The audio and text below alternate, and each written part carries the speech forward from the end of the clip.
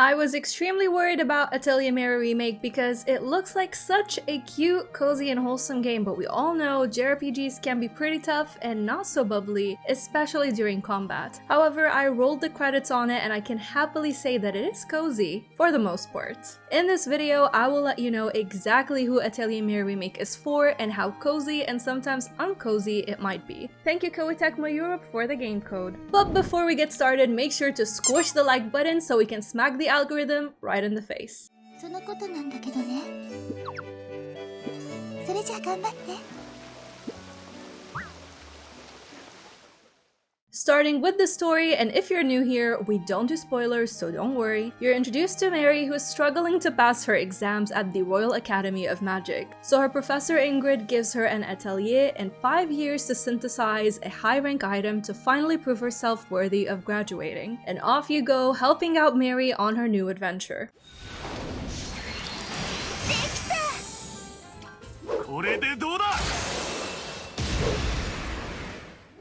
The gameplay was my biggest concern whether this game can be cozy or not, so I'm gonna talk to you all about it so you can figure it out for yourself. So first things first, you can choose the game's difficulty level between easy, normal, and hard, and then you can unlock an even harder level when you finish the game. But what's interesting is that you can also choose between normal and unlimited mode, where the latter gives you more flexibility in your gameplay, meaning you can play beyond the exam's time limit, and from the 6th year onward, you can end the game at any time. For reference, I went with the easy and unlimited modes. The premise of Atelier Marie Remake is to pass your final exam, and here, unlike newer Atelier titles, you will see time pass by and the seasons change. To make this simple, I'm going to break down the gameplay loop into exploration, synthesis, combat, characters, and how progression works so you can fully understand what to expect from this game. To start your journey, you'll go and explore the world. You have the town where you can visit the academy to buy utensils and recipes, but you can also sell items to earn coin. You also have the Sky Tavern where you pick up quests to complete, which earns you reputation points and even more coin. But be careful and don't get too greedy with these quests, because if you fail them, your reputation will take a hit. So what I did to combat that was to check the quests whenever I can and hand in whichever I happen to have ready at the time. Now coin is very important because you needed to buy new recipe books and tools for your atelier, but you also needed to get rumors, and these rumors will help you unlock new areas in the world map to visit, and these are very important to collect resources and even meet new characters to hire. You can also talk to different NPCs in the world, which I highly recommend that you do, because they might have some extra ingredients to give you, and if they have an exclamation point above their head, it means there is a rumor to share with you, and that will also add some knowledge points for Mary. Now every time you leave and return back to the atelier, one day will pass by. However, you also need to know that when you go out and about exploring, each area has a specific amount of days to reach, and then the same specific amount to go back to the atelier, and it also has a recommended level. And I highly advise that you look at that recommended level, because I may or may not have gotten my butt kicked because I thought level 5 Mary can go to a level 20 area. Once you're on your way to the area, you might encounter a random enemy, and I'll tell you how battles work in a bit, but you might also find a random item. Once you reach your destination, you'll see different ingredients to gather and enemies on the field. In the beginning, you only have 40 inventory space for each trip, but you can increase that to 60, and I know it can feel like, oh, it's a little bit too little, but trust me, that is very important because the game wants to make sure that you actually go back to the atelier. One thing that's very important to keep in mind though is that every time you battle or even gather a resource, a day will pass by. So keep an eye on that calendar, because there are some few festivals that you might want to go to. Some of these will add to your friendship with certain characters, while others will allow you to buy some rare items, or for example, from April 1st to April 30th,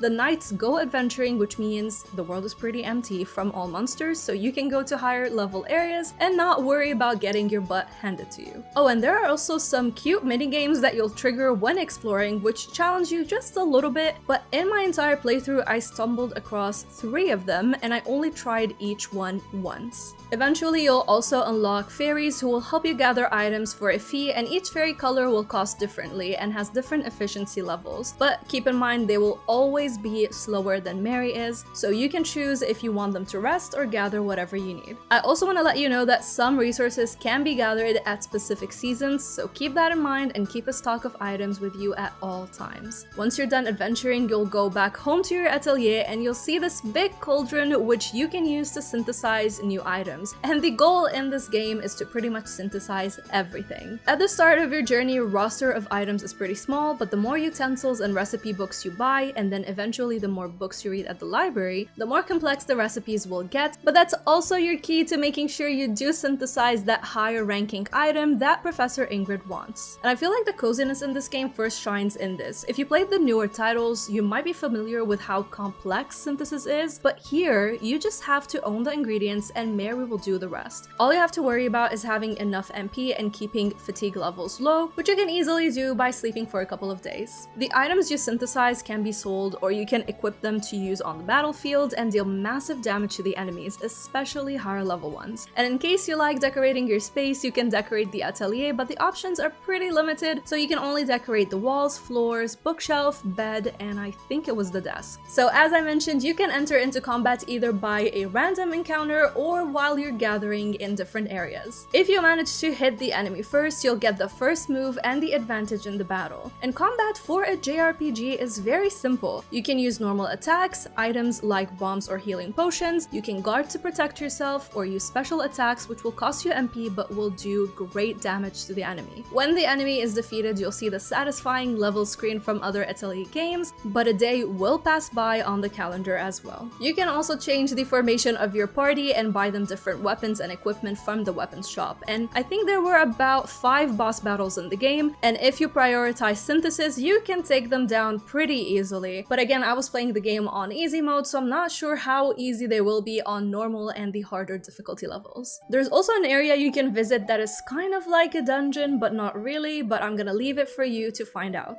Now let's talk a little bit about the characters that you will meet in this game. When you go on an adventure, you actually hire different characters and you can have up to 2 of them to fight alongside you. Of course, you need to pay them a wage for each exploration trip, however, you also build a friendship with them and that is very crucial for the story. The more you hang out together, the fonder they'll grow of you and the more secrets you'll learn about them. Some are very quirky, but surprisingly, there are also some darker stories for you to learn. Sia, I'm probably gonna butcher the names, but anyways, she's Mary's best friend and she is the sweetest human being ever, but she also has her own worries, whereas Case, he is such an arrogant boy at first, but then you'll realize he's that way for a reason, and the same way can be applied to all the characters, and I found myself very intrigued and interested in learning more about them. You'll also have plenty of visitors at the atelier who will knock on your door, and sometimes you have to leave or walk back into the atelier to trigger those events. And this is pretty much how the progression system works in this game. Luckily, you have a handy trigger list which can hint at how you can progress these stories, which I found very useful. So unlike Rune Factory 4, for example, it was very easy for me to know how to trigger different events rather than using a wiki all the time. And anyways, I was reviewing this game, so there was really nothing to find on the internet, so I'm always happy when a game just wants to make it easy for you to actually play it. And if you still find yourself getting lost, you can easily complete different objectives, and that was very addictive for me. I just found myself wanting to grind these out, and it was actually very fun.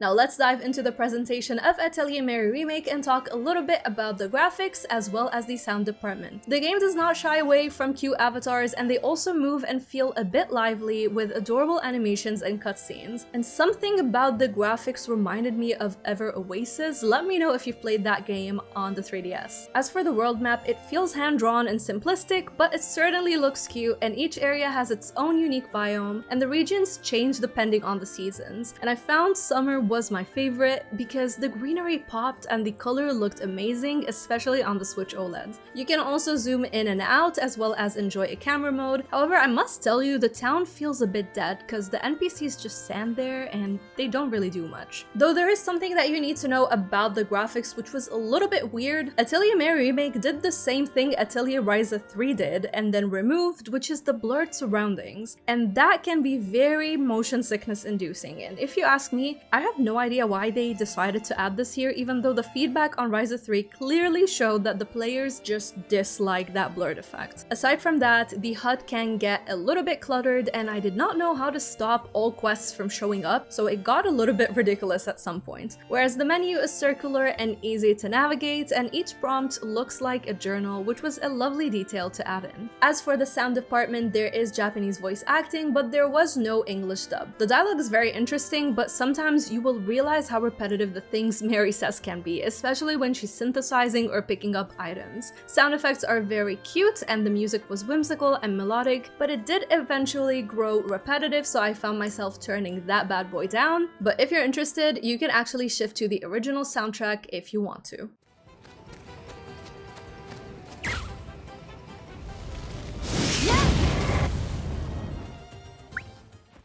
Now let's quickly cover performance. I played Atelier Marie Remake on the Switch, and surprisingly, I found myself playing mostly in docked mode, which, if you know me, is a rare occurrence because I love handheld gaming, like bed gaming, and just like chilling in bed and playing games. But that was not the game's fault at all. I just don't know, I felt like playing in dock mode for some reason. Anyways, the game lets you switch between quality and performance mode, but my gameplay in both modes, as well as either in handheld or docked, was very smooth. So I did not encounter any bugs, crashes, or stuttering or anything of that kind.